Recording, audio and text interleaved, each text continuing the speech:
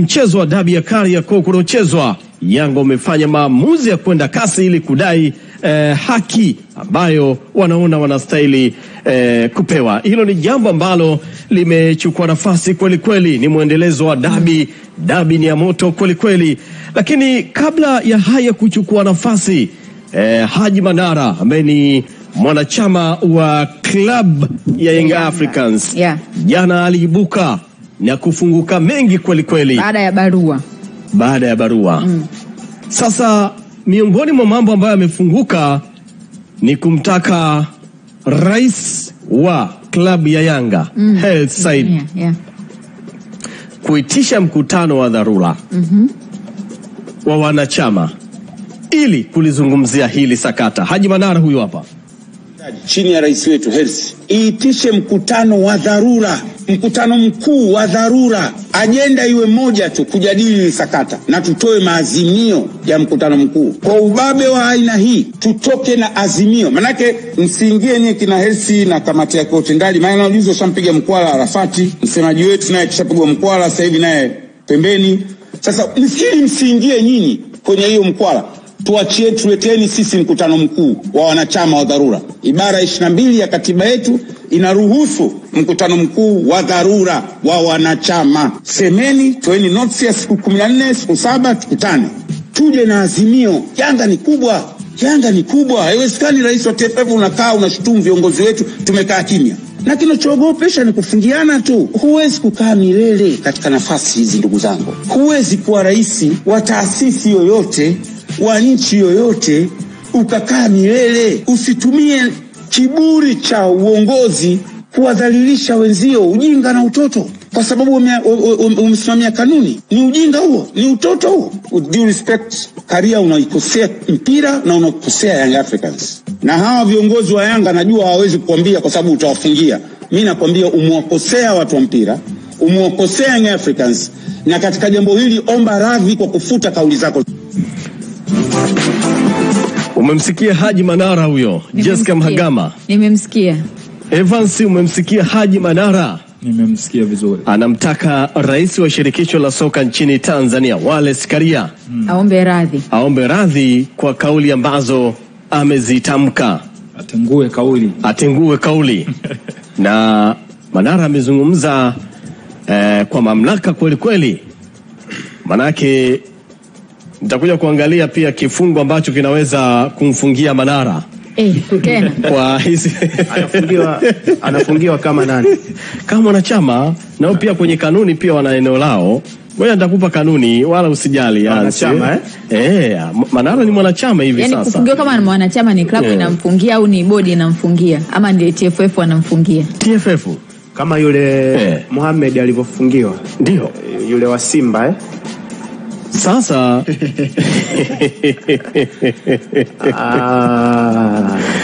yeye Manara katika mazungumzo yake pia amesema haogopi kufungiwa hata kama ni miaka milioni.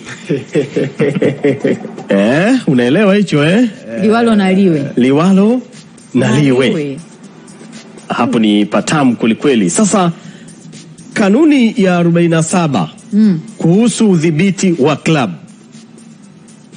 Mshabiki atakayekamatwa akitoa matusi, vitisho, vurugu, kuashiria imani za kichawi, ushirikina na vyovyote vingine visivyokuwa vya kimichezo atachukuliwa hatua za kisheria, na atakayepatikana na hatia atafungiwa kuingia uwanjani kwa kipindi kisichopungua miezi 3 na kisichozidi miezi 12. Mimi nikajua miaka, kumbe miezi au mwaka. Unajua mtu ambaye amewahi kugongwa na nyoka, ndio yani hofu huwa inamondoka. Anaweza kumkamata yule nyoka akamfanya chochote anachojisikia. Sio kwamba ndio uoga unaongezeka. Nyoka ishakugonga, ishakutia sumu, unapata ujasiri, haumuogopi tena. Unaweza kumfanya chochote. Ndio Haji Manara. Naam. Yani ameshafungiwa, ni kama maisha yake kwenye soka yanapunguzwa siku hadi siku. Ndio. Kwa hiyo anaona hata nikifungiwa miaka 1000 haina faida yoyote. Kwa hiyo ameamua kulipuka. I'm sure inafaa. Kulipuka kuna faida gani mpaka hivi sasa? Alikuwa anajaribu ku pressurize watu. Anajua alichokuwa anakifanya. Unafikiri yeye ni mjinga mpaka ametoka kuzungumza vile? Anajua alichokuwa anakifanya, na create pressure. Anajaribu kualert wanachama wa Yanga na mashabiki nini kinaendelea. So anajua nini alikuwa anakifanya. Kina afya kwa hiki ambacho amekifanya Haji Manara. Binafsi akina afya, lakini pia hata kauli za rais hazikuwa na afya. Okay. Kwa sababu Karia ni mtu wa juu wa TFF, na mpaka sasa hivi hatujui kila alichozungumza ndo msimamo wa TFF au ni maoni yake. Ndio. Kwa sababu issue ilikuwa kwenye uchunguzi, alitakiwa kukaa kimya, hakutakiwa kutoka kuzungumza vile. Yeye ni mtu mkubwa kwenye mpira wa Tanzania. Lakini hili sakata lipo chini ya bodi ya ligi, sio TFF. Kwani bodi ya ligi iko chini ya nani? Ya TFF. Ipo chini ya TFF, lakini mkuu wa TFF ni nani? Ni Karia. Ni mtu mkubwa sana. Yaani ni mtu mkubwa sana. Yaani Karia ndo kila kitu pale TFF. Na kila unachoona kinapitishwa na bodi ya ligi, hata Karia amekibariki. Ndio. Yani hakuna maamuzi yanafanyika rais wa TFF asiyabariki. Kwa hiyo ni mtu ambaye anafanya kazi every day, kila siku. Kwa hiyo kauli yake ina impact, ina maana kubwa sana, imechukuliwa kwa uzito. Ndio. Yeye kama kiongozi wa juu unatoka vipi kuzungumza vitu kama vile wakati issue bado iko kwenye uchunguzi? Kuna watu wanajiuliza ndo msimamo wa TFF au ni maoni. Hakuna anayeelewa mpaka sasa hivi. Kwa hiyo Karia alifanya makosa. Haji Manara naye amekuja kumlipua, naye amefanya makosa. Kwa hiyo ni makosa juu ya makosa. Ndiko tumefika huko, kwa sababu kama kanuni haziwezi kutafsiriwa vizuri, tarajia hivi vitu chaos kama hii ambayo inatokea. Bali ni patamu kweli na jambo liko hivyo na inapaswa iwe hivyo. Evans, unasemaje juu ya hiki ambacho Manara amekizungumza, ili taarifa yetu sasa tuweze kuipa upana zaidi na tuweze kuzungumza na watu tofauti? Amezungumza hisia zake. Ndio. Ni kitu gani yeye anahisi? Kitu gani anaona? Utaratibu umefuatwa au haukufuatwa? Na ukimsikiliza vizuri unaona ameenda mpaka kwenye katiba ya chama kwamba tuna hiyo haki ya mkutano wa dharura, kwamba tunaweza kwenda kujadili vitu vyetu vya msingi na tukatoka na adhimio. Ni kitu gani tumekubaliana kama wanachama? Kwa sababu huenda viongozi wanaogopa kwa kuogopa kufungiwa, ila tayari ameshaamua kuwa mbuzi wa kafara, niko tayari kufungiwa hata miaka milioni. Ila ni kwa sababu natetea maslahi ya club, natetea maslahi ya wanachama, tunataka haki itendeke kwenye kile ambacho yeye anakiamini. Na ukiona na namna ambavyo anashinikiza TFF, anashinikiza bodi ya ligi, anamshinikiza rais wa TFF afute kauli yake na aombe radhi kwa kile ambacho alikizungumza. Unajua yeye tayari amezungumza kwa nafasi yake. Tunasubiri majibu kutoka upande wa pili, kwa wale ambao ndo hizi kelele na lawama zote zinaelekea huko. Tunasubiri na wenyewe watarespond kitu gani. Wakiamua kukaa kimya, it means hakuna kinachotokea. Wakijibu kuna kitu kingine naamini kitaendelea baada ya hapo. Kwa hiyo mimi naona ni namna ambavyo yeye amechagua kuwasilisha kile ambacho alikuwa nacho. Na sitaki kuamini kama ndo msimamo wa klabu. Kwa hiyo kwa mfano kama hao wanachama wakaitwa wakakaa wakajadili, wanachama wanaweza kubadilisha nini kama mamlaka zimeshatoa msimamo wake? Hans, nadhani wanachama kama watakaa, kwa mujibu wa Manara anasema unaweza kukaitishwa mkutano wa dharura wa wanachama. Umeona, inawezekana wakikaa wanaweza wakaja na pendekezo kwa uongozi wao ni nini kifanyike kutokana na sakata jinsi linavyoenda. Kwa hiyo sijajua kama alichozungumza Manara kitafanyiwa kazi, lakini wakati Manara anazungumza hili tulikuwa tujapata taarifa kama Yanga wameenda kazi. Kwa hiyo kuna possibility kwamba Yanga hawatoitisha mkutano wa dharura, badala yake wao wameamua kwenda mbele zaidi. Taarifa ambayo nadhani inafuata tutakuja kuichambua kwa mapana zaidi. Kabisa. Na tujikumbushe tu baadhi ya kauli za Rais Karia. Vitu vingine vinafanyika ni vitu vya kitoto na vya kijinga. Sijui vinataka kutujaribu au vinataka kupromosha mpira wetu. Kama watu wamechoka kucheza mpira, basi waendelee na sinema zao. Ndio alizungumza Karia hivyo. Ndio. Taratibu zitafuatwa na tuache zifuatwe, lakini huwezi kusema bodi jiuzuru. Hata wanaosema bodi jiuzuru wawaambie na viongozi wao wenyewe wako sawa, hawastahili kujiuzuru. Hayo ni baadhi ya maneno ambayo Rais Karia aliyabainisha kwamba taratibu zifuatwe, lakini hapo katika hali ya kawaida hakumshutumu mtu Hansi Raphael, ukibainisha kwamba kauli hizo ni kama leta tafrani huko Jangwani kwa mujibu wa Haji Manara. Hakumshutumu mtu, lakini ni nani ambao walitoa kauli ambazo amezirifaa Wallace Karia? Ni Yanga.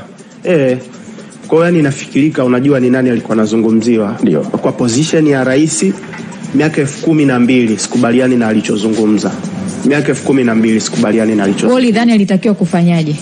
Alitakiwa kukaa kimya wakati uchunguzi unaendelea. Unajua wakati mwingine ukiwa kwenye nafasi ya uongozi, kuna muda pamoja na kanuni ambazo zinakuongoza, lakini hata baba pia kwenye familia, ukiona mtoto anakupanda kichwani lazima umkalipie huyo mtoto. Kilichomweka pale maana unajua kauli ambazo zinabainishwa zaidi kwamba Simba na Yanga zinaiendesha TFF. Yaani TFF kwa Simba na Yanga ni watoto wadogo. TFF wanaburuzwa na Simba na Yanga. Sasa Karia yeye kwake siku zote huwa Karia kauli zake zozote ambazo atazizungumza lazima zilete tafrani kwenye uwasilishaji. Yani uwasilishaji wake huwa lazima tu bomu litaripuka. Mimi ninachojua umetolea mfano wa baba kwenye familia. Kabisa. Baba anaweza kuzungumza chochote kwa sababu ni baba. Lakini Karia yuko pale, yeye ni rais anayetakiwa kusimamia sheria na kanuni. Turudi nyuma, ilikuwa ni mwaka 2000 na kitu kama 2018 hivi, miaka hivi karibuni, Karia aliwahi kunukuliwa wakati anahojiwa na Azam TV. Aliwahi kubainisha kwamba klabu ambayo imenufaika na uongozi wake ni Yanga Africans. Ndio maana hata ukipita huku kwenye peji za Instagram unaona Yanga wanampatia jezi Karia imeandikwa Karia. Yaani urafiki ulikuwa ni mkubwa kweli kweli. Shamili. Hansi tunakwenda sawa hapo. Na nimeona nyingine amevaa jezi za Simba, kwa hiyo sijui. Sasa jezi za Simba zipi hizo? Ile akiwa anacheza mpira. Kuna mmoja alikuwa amekaa amevaa jezi ya Simba. Ndio. Sasa nadhani sio siri kwamba Wallace Karia yeye ana affiliation na Coast Union na Simba. Sio siri, ni jambo ambalo linafahamika kabisa. Ndio. Sidhani kama limewahi kuwa siri. Kwa hiyo Karia ni Simba au unamaanisha nini kamanda? Ana ukarimu kama amevaa jezi ya Simba. Mkai unajua? Nimekuuliza tu kamanda Jeffrey. Kavaa jezi ya Simba, obviously atakuwa na vinasaba na hiyo timu na sio kitu kibaya. Ndio. Lakini katika kipindi cha uongozi wake ameipendelea Simba, anaibeba Simba. Maana kama ingekuwa yeye ni Simba basi tungeona Simba swala la ubingwa wa ligi kuu basi sio issue. Na swala la kiongozi wa juu, hii nchi ameshawahi kuwa kiongozi wa TFF Jamal Malins ambaye ni kiongozi wa zamani wa Yanga. Kwa hiyo hata Wallace Karia akiwa amevaa jezi ya Simba hakuna tatizo, kwa sababu yani haiko kanuni ambayo inasema kwamba uruhusiwi wewe unapokuwa kiongozi. Manake sasa tutegemee kiongozi ametoka wapi kama sio Simba au Yanga. Mpira hivyo unampata vizuri kama au ubadilisha nani Mike kama sauti iko chini. Ni hapo tu chill. Chill kwanza hapo alafu tutaona namna gani ya kufanya. Lakini umezungumzia kuhusiana na mamlaka ambazo anazo Wallace Karia na uhusika wake kwenye hizi klabu. Kwani ni changamoto, kwa sababu kama anafanya kazi yake ipasavyo kuna shida gani? Na je, alichokizungumza kilikuwa kinahusiana vipi na kuhusishwa na klabu ya Simba? Yaani mimi naamini kama vitu unafanya kwenye njia iliyonyooka, hizo biashara za kuwa Simba, kuwa Yanga, sio kuwa Coast, mimi kwangu naona sio michongo. Yaani issue ni kama utapendelea upande ambao wewe upo na watu wengine wanaona hiyo haki haitokei, mimi naamini kutakuwa kuna matatizo. Ila kama watu wote bado wanapata kile wanachostahili, sio wanachotaka. Unajua kuna watu wanataka kupata wanachotaka, sio wanachostahili. Kwa hiyo kama watu watapata wanachostahili, mimi naamini hakuna tatizo lolote. Issue itakuja kwenye kile unachotaka wewe ndo kifanyike. Hapo ndo kuna vitu vikianza kufanyika tunarudi kule nyuma kwenye lawama zetu. Ni mpira huu watu wameweka kulalamika kwamba viongozi walioko TFF wote ni mashabiki wa Simba. Ni kwa sababu Simba walikuwa wanashinda. Umekuja msimu ambao wao wanashinda watu wa Yanga, usikizo biashara za TFF ni watu wa Simba. Ndo mpira wa nchi yetu ulivyo. Kwamba kile tunachokitaka ndo tunataka kiwe, sio nyie ambacho mnataka watu wengine. Kwa hiyo mimi naamini kama uongozi umesimama kwenye misingi, kanuni na taratibu zake na vitu vinaenda vizuri, mimi sioni haja ya kulalamika kwamba Karia ni Simba. Kama ni Simba na bado Simba wakifanya makosa wanahukumiwa, sioni sababu yeye kuendelea kwa kwamba ni Simba na vitu vingine vinatokea. Kikubwa ni kusimamia tu. Na mwisho wa siku Evans, mimi nilikuwa nawafuatilia toka mwanzo. Unajua at the end of the day kuna baadhi ya vitu vinatokea unaviignore tu. Mimi binafsi sioni ubaya wa maneno aliyozungumza Wallace Karia, kwa sababu nimewahi kusikia words kutoka kwake. Wallace Karia aliwahi kutamka kwamba tunataka kuondoa Tundu Lissu kwenye mpira. I think hiyo ilikuwa ni kauli mbaya kuliko alichozungumza juzi. That's one. Lakini pili, kwa hili ambalo limezungumzwa na mwanachama, nadhani by now hata mamlaka zenyewe zitakuwa zina uzoefu wa kutosha wa aina hiyo ya maneno, to the extent kwamba they should just ignore. Yani sioni kama kuna sababu ya kuchukua hatua, kwa sababu unaweza kwa mtu ambaye ana maarifa ya kawaida tu, wala sio mpaka uwe unatokea kwenye uzao wa Albert Einstein ambaye ni mmoja kati ya magenius wa dunia hii, unaweza ukaelewa nini kinaendelea. Yeah. Sawa, unajua sometimes kuna mtu anaweza akakwambia kwamba bana, mimi sina uhusiano na mtu fulani. The same way kama hivi tunaposikia mabouncer wanakana kwamba bana, sisi hatuna mahusiano nao. The same way wazee ambao huwa wanakana kwamba hao wazee hatujawatuma. Tunakuta wanazungumzia nyumbani kwako hapo. Ndio. So sometimes unajua kuna watu wanafanya vitu ambavyo intention yake unaijua, lakini wameificha ile intention kwa kuwatumia watu wengine. So kama unalielewa hilo, unamwacha mtu azungumze, kwa sababu hayo maneno yake by the way hayana impact yoyote. Mtu ambaye sio kiongozi, ni mwanachama tu, ana hela zake, amekwenda kuitisha press, kaita waandishi, anazungumza nao, ndio unamwacha. Okay, sawa. Maneno ambayo hayana consequence yoyote ile, kwa sababu kuna maneno mangapi yashai kuongelewa nchi kuhusu mpira. Okay, sawa. Na wanasema mwandishi wa habari lazima ufukunyue, na katika kufukunyua bodi ya ligi imewajibu Young Africans hakuna alama 3 za mezani. Yanga kwenye barua yao